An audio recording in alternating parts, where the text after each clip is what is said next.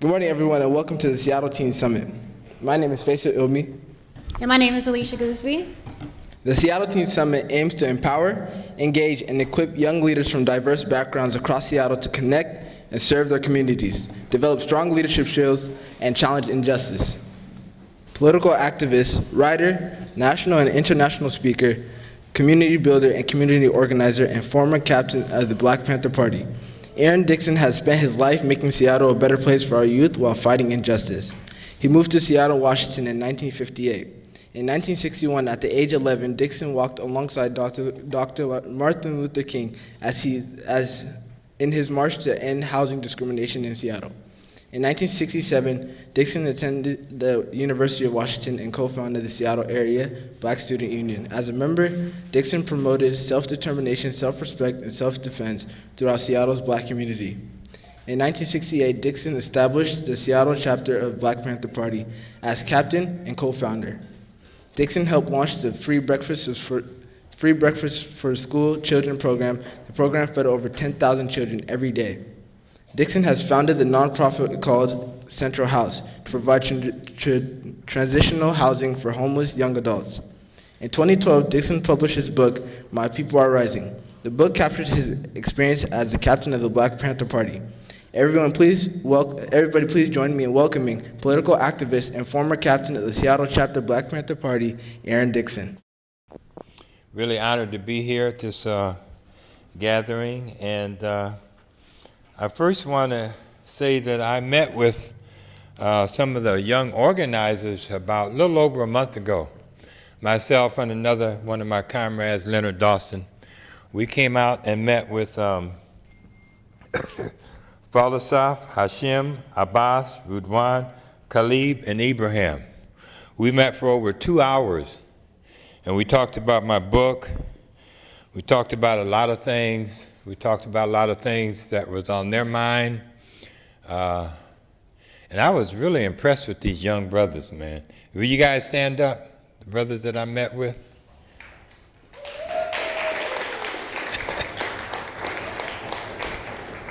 I was really impressed with the questions that they asked and the interest that they had to want to try to help their community.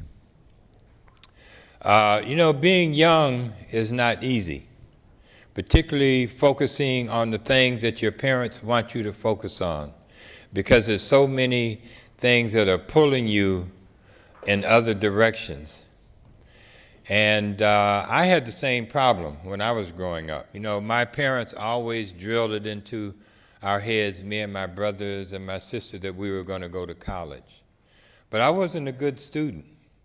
You know, I had some anger. I had some anger issues because my family moved from Chicago to Seattle, which meant I had to leave my elders. I had to leave my ancestors. I had to leave my cousins and my grandparents. And I was angry about that. I was angry about that for a very long time. And I can imagine some of you who come from other countries who have had to come here and leave your homeland, and how difficult that must be, not being back in your homeland. Well, it was very difficult for me not being back in Chicago. And it took me a while to understand why my parents felt that that was the best move for myself and my family. And so, but I carried this anger, and it contributed to me not being that good of a student. And so one day in high school, I was called into the counselor's office, and I remember the counselor's name was Mrs. Woodson. She was a tall black lady, and she sat me down and she said, "Aaron, you're not going to graduate. You're just not college material." And when I left there, I was so angry. I was so mad. How dare her tell me that I wasn't going to graduate? How dare her tell me that I was not college material? And I used that anger to show her that she was wrong. And I started buckling down in school. I started doing my work and turning my papers in. And I graduated with a 2.5 grade average, which isn't very high, but it's what you needed to graduate with to go to college. And the following September, I found myself a student at the University of Washington. And so I proved her wrong. And I began to understand how important education was. And I also want to emphasize that to the young people here today, that education is very important. You can't let any obstacle stop you from achieving what you need to do in terms of getting your education. Because getting your education will educate you, will give you the knowledge that you need, will allow you to be able to not only change and help yourself and help your family, but also to help your community. So there's a lot of obstacles for young people of color in the educational system because our educational system is so uneven. If you come from a middle-class family or a wealthy family and you live in a nice middle-class neighborhood and you live in a wealthy upper-class neighborhood, you are going to be given every opportunity to do well in school and to graduate. And if you come from a low-income family and a low-income community, you're going to have every obstacle thrown in your pathway so that you will not do well in school because they don't think that you can do well in school. And so they don't make sure that we have the resources to do well in school. So you have to overcome that. You have to overcome that. You have to understand that an obstacle is merely something to overcome. That's all it is. Because we have a lot of obstacles in our life. We have a lot of different things thrown at us in our life. And those things do not mean that we cannot achieve what we want to achieve. They merely mean that those are things that we have to show ourselves and show other people that we were able to overcome any obstacle that is thrown in our path. You know, life is funny. You never know what's going to happen in your life. You know, we go through different life cycles in our life, and we hopefully, if we learn how to overcome obstacles, we're always moving forward. We're always evolving and moving up. And I had an opportunity to meet Martin Luther King when I was 12, 13 years old. And I had a chance to march with Martin Luther King. And I had watched the civil rights movement on television like many of the young people in my generation. I had watched the riots and I had watched the Mississippi marches and demonstrations and the civil rights leaders that were killed in Birmingham, Alabama, and the church that was bombed and the young girls that were killed in the bombing of the church in Alabama. So all of these things affected my generation. You know, we saw all these things on TV. And when I had a chance to meet Martin Luther King, I decided that I wanted to help. I wanted to help out in the civil rights movement. And I started going on marches and going on demonstrations at 13 years old and marching with other civil rights leaders and organizers here in Seattle. And as time went by, political assassinations began to happen. I remember the assassination of Medgar. First of all, I remember the assassination of John F. Kennedy, the first Irish Catholic president elected to office here in Seattle. Now, and could you imagine what it would be like if you saw the assassination of President Obama, how that would affect you? Well, it had a tremendous effect on myself and my generation. And 2 years later, Medgar Evers was assassinated. He was another one of the famous leaders of the civil rights movement, right up there with Martin Luther King. And 2 years later, Malcolm X was assassinated. And then in April 1968, Martin Luther King was assassinated. And by that time, I was a student at the University of Washington. I helped start the first Black Student Union at the University of Washington. But when Martin Luther King was assassinated, a lot of young people, all young people of all colors, black, white, brown, red, yellow, we knew how important Martin Luther King was, and we knew that Martin Luther King was a man of love and a man of peace. And when he was assassinated, the civil rights movement was assassinated, and a new movement evolved. And I became a part of that new movement. That was called the Black Panther Party. And at 19 years old, I became captain of the Seattle chapter of the Black Panther Party, the first chapter outside of the state of California.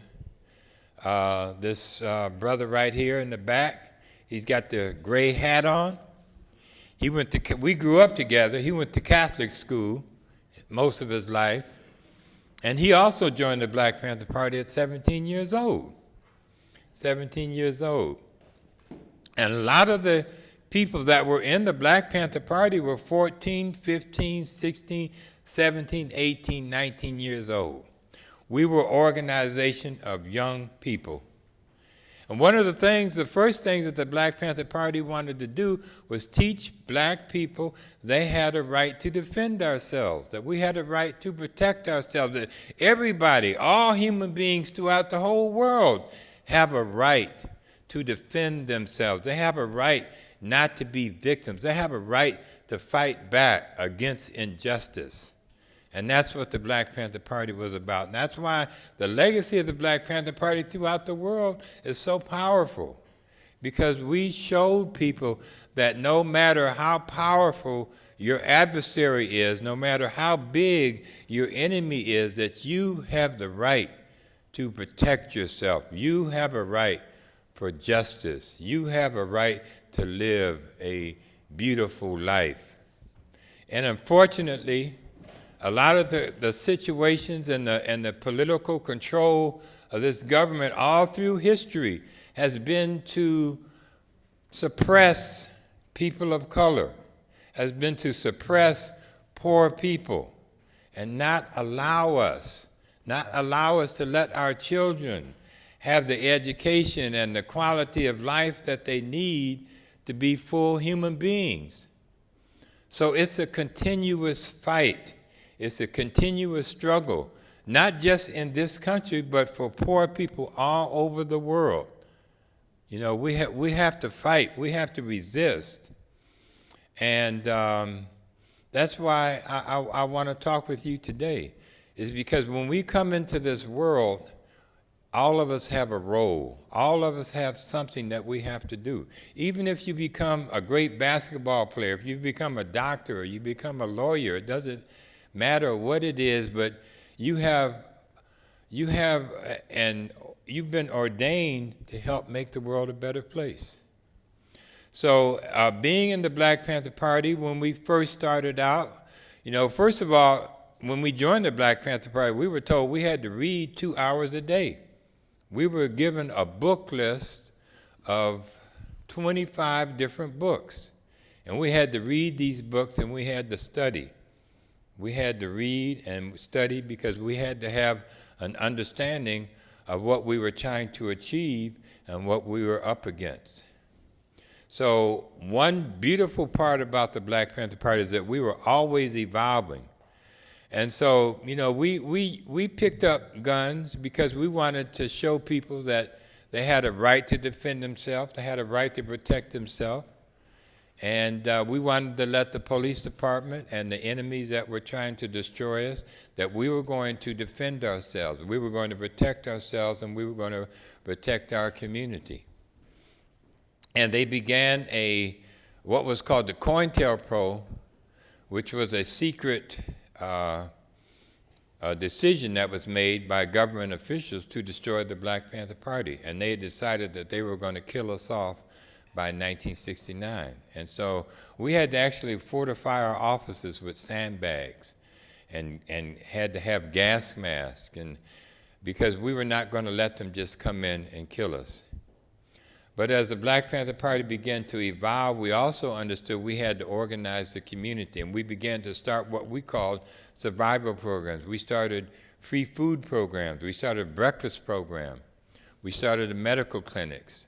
We started free grocery bag giveaways. And a lot of the programs that we have today are because of the Black Panther Party. How many young people in here has gotten free breakfast at school or reduced rate breakfast or lunch? And a lot of people don't know that the Black Panther Party started that. You know, by 1969, we were feeding at least 10,000 kids throughout the whole country. And what happened was we made the government look bad. And the government decided in 1974 to create a program called the National Breakfast and Lunch Reduced Rate Program. And so as a result of what we did, young people since 1974 have been getting free breakfast and free lunch in schools. And that was because of the Black Panther Party. In 1969, we realized that there were no community medical clinics available. If you needed to go to a doctor, you had to go to the hospital because there were no community medical clinics. So we got orders to open up a free medical clinic. And when we got these orders, we didn't have any diagram about how to open up a clinic. We just had to figure it out. So we got some doctors. We already had some doctors that were working with us, and we got medical supplies donated. In 1969, we opened up the Sidney Miller Free Medical Clinic, and the Black Panther Party opened up 13 free medical clinics all across the country. We renamed our medical clinic the Carolyn Downs Free Medical Clinic, which is still open today. But this also forced the government to allocate money in 1974 for community-based medical clinics. The reason why we have community-based medical clinics is because of the Black Panther Party. Then we started giving out bags of groceries because we recognized people didn't have enough groceries at home. So once a week, we would give out bags of groceries out of our community center. In Oakland, in 1972, we gave out 10,000 bags of groceries with the chicken in every bag. And that's where the food banks came from. The Black Panther Party was the forerunners of the food banks and many other programs, We also opened up a community school in Oakland in 1972, which became one of the best alternative schools in the newspaper. But right now, we have a movement of young people all across this country. Here in Holly Park, Rainier Vista, Florida, all across the country, young people are rising up because they want a better future for themselves and they want a better future for their family.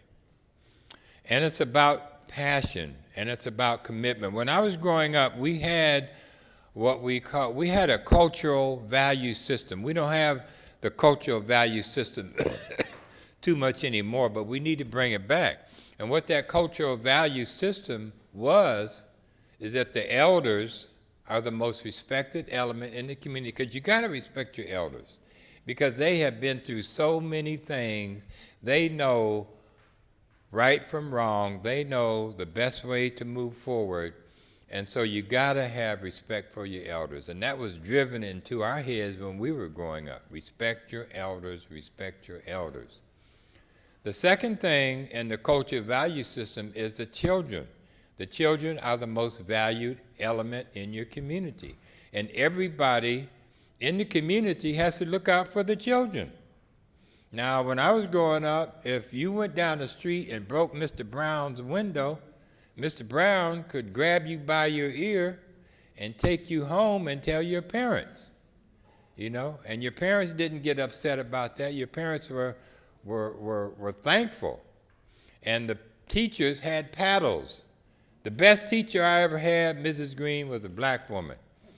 And I was in the 4th grade, and if you messed up in class, Mrs. Green would call you up to the front of the class, tell you to hold out your hand and hit your hand with the ruler, okay? And some of the teachers had paddles like this. And you'd be called up to the room to bend over, bam, you know? Because this was the community. This was the community looking out for the best interests of the kids. And that's the way it's supposed to be. The other part of the culture value system that the family was the most important element. Oh, thank you. The family and the community. So that, parents oftentimes stayed together even though the relationship wasn't that good, or maybe they didn't have that much love in the relationship. The parents dedicated themselves, the parents sacrificed themselves to keep the family together. And that's important to remember. It takes a mother and a father to raise a family. And it takes a community to raise a family. So, and the other part was that, as I said, was the community, that when you were going to go away to college, you were expected to come back to your community, whether you were a doctor or a lawyer or whatever. You were going to bring whatever you learned back to your community. And that's how you keep family, and that's how you keep community together. We also had what was called the oral tradition. We don't have the oral tradition anymore. Now, some communities may still have the oral tradition, but the oral tradition is where your elders are constantly telling the young people about the history of the family and the history of the community, because they wanted you to understand your place in the world, your place in the family, your place in the community, that you were not the center of attention of the family, but you were the center of the universe, that you were being cultivated so that you could go out and help your family and help your community and help the world to be a better place. And so that helped to create a sense of purpose, because it's important to have a sense of purpose. You have to understand what your purpose is in life, your purpose in the world. It's not to be rich. It's not to have 2 or 3 cars or have a bunch of houses. It's to help the family and to help the community and to help the world. And this is where I applaud LeBron James, because LeBron James has taken his skills, he has taken his money and put it back in the community. He's building a school in his community that he grew up in. And every professional athlete, every entertainer who has made their share of funds should be doing the same exact thing as LeBron James, as going back to their community and building the type of schools that we need for our kids, and building the type of programs that we need in our community. And so, we all have a purpose in life. I understood what my purpose in life was at a fairly young age, and I committed myself, and it took a lot of passion to be in the Black Panther Party. It took a lot of sacrifice, but we were ready to do that. We sacrificed a lot. We lost a lot. We lost over 35 members of the Black Panther Party that were killed during that time period. But we left a lasting legacy, and that legacy exists today. And that legacy exists today in these young men that I met with over a month and a half ago. And I was really surprised that one of them is just going to the 10th grade. You're what? How old are you? Pardon? How old are you? 15? 15 years old. 15 years old. And these young men have decided to commit themselves. And that's what it's all about, is making the world a better place. And it's going to take the effort of all our young people. So I'm going to end it today, and I want to thank you for coming and listening to the things that I had to say. I'm going to have some books here for sale, and I want all of you guys to come that I met with. All you guys come on up here. You guys come on up here.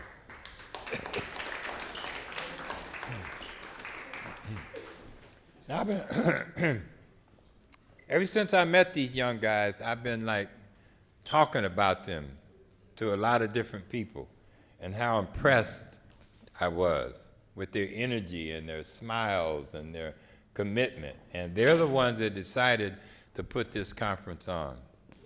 And they are setting the example for what we as young people must do. So again, I want to thank you for coming. And I want to end by saying something that we always said in the Black Panther Party. That is all power to the people. Because the people have the power to change things. We have the power to change things. And it's not Trump. It's not the Republican Party. It's not the Democratic Party. It's the people. So I'm going to say all power to the people. And then I want you to say, we're going to do this 3 times because I want to make sure you get it right. So all power to the people. All power to the people. That's good. Let's do a little more powerful again. All power to the people. All power to the people. This time we're going to raise our fist. All power to the people. All power to the people. Right on. All right, thank you. Okay, her question was, what advice do I have for someone who doesn't come from a political supportive family? Well, I would say, you do have to try to respect your parents and understand where they're coming from, because oftentimes they're coming from fear for your safety and your well-being. So you have to just kind of bide your time and wait till your time comes that you are able to be more fully involved. And there are times when you may not have their permission to go down to a demonstration, but you feel so powerful about you being there that you just have to go. And sometimes you have to disobey your parent. You just have to go down and do what you feel is in your heart and that what you are passionate about, and do what you have to do because you know in your heart that you're doing the right thing. It has not gotten better. What has gotten better is individually, if you work hard and do the American thing and pull yourself up by the bootstraps, you can become a successful person.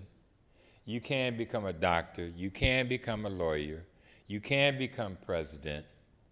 But your people, the race that you come from, the oppression of people and the racism still remains the same because it's institutionalized. That's the way they have designed it, is to keep you down. And so, no, it doesn't change.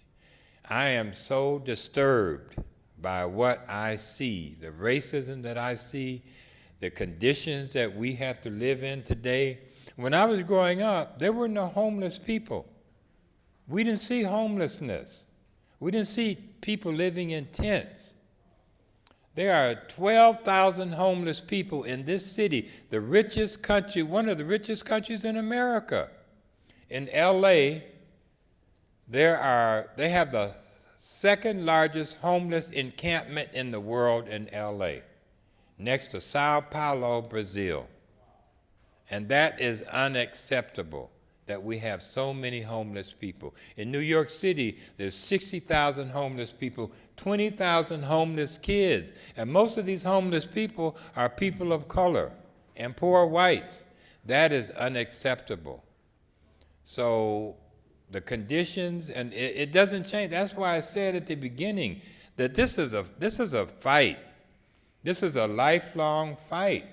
This isn't just something we do for 5 years and 10 years and we can sit back and think that things are going to be okay. No, it's not like that. It's not like that.